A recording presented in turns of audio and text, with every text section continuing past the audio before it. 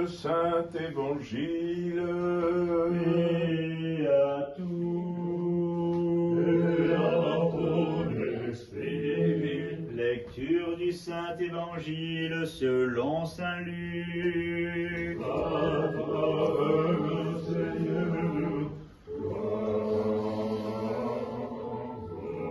Soyons attentifs. En ce temps-là, Pierre se leva et courut au tombeau. Il se pencha et le vit que les bandelettes seules, et il s'en alla de son côté, tout étonné de ce qui était arrivé. Voici que ce même jour, 2 disciples faisaient route vers un village du nom d'Emmaüs, distant de 60 stades de Jérusalem, et ils parlaient entre eux de tout ce qui s'était passé. Or, pendant qu'ils parlaient et discutaient, Jésus lui-même s'approcha et fit route avec eux, mais leurs yeux étaient empêchés de le reconnaître. Il leur dit: quels sont donc ces propos que vous échangez en marchant, pour que vous soyez si tristes?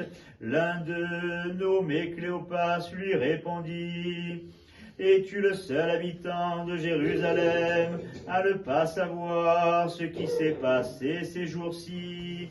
Quoi donc, leur dit-il? Et ils lui répondirent: ce qui concerne Jésus, le Nazarénien, qui était un prophète puissant en œuvre et en parole devant Dieu et devant tout le peuple, et comment nos grands prêtres et nos chefs l'ont livré pour être condamné à mort et l'ont fait crucifier. Nous espérions que c'était lui qui allait délivrer Israël, mais avec tout cela, c'est aujourd'hui le 3e jour depuis que ces faits se sont passés. Il est vrai que quelques femmes qui sont des nôtres nous ont fort étonnés.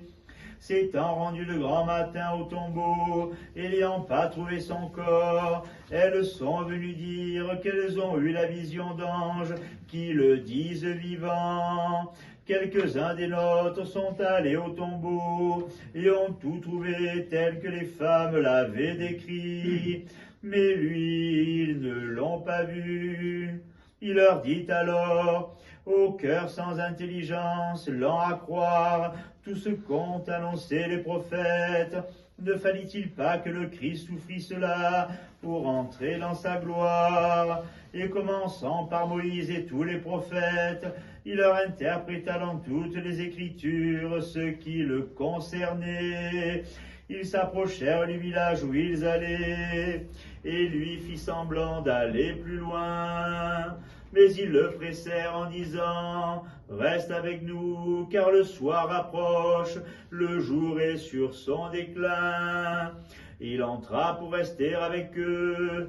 Or, pendant qu'il était à table avec eux, il prit le pain, le bénit, le rompit et le leur donna. Alors leurs yeux s'ouvrirent et ils le reconnurent, mais il disparut de devant eux. Et ils se dirent l'un à l'autre: notre cœur n'était-il pas tout brûlant au-dedans de nous, lorsqu'il nous parlait en chemin et nous expliquait les Écritures? Ils se levèrent alors eux-mêmes et retournèrent à Jérusalem. Ils trouvèrent réunis les 11 et leurs compagnons qui disaient: le Seigneur est vraiment ressuscité, il est apparu à Simon. Et eux, ils racontèrent ce qui s'était passé en chemin et comment ils l'avaient reconnu à la faction du pain.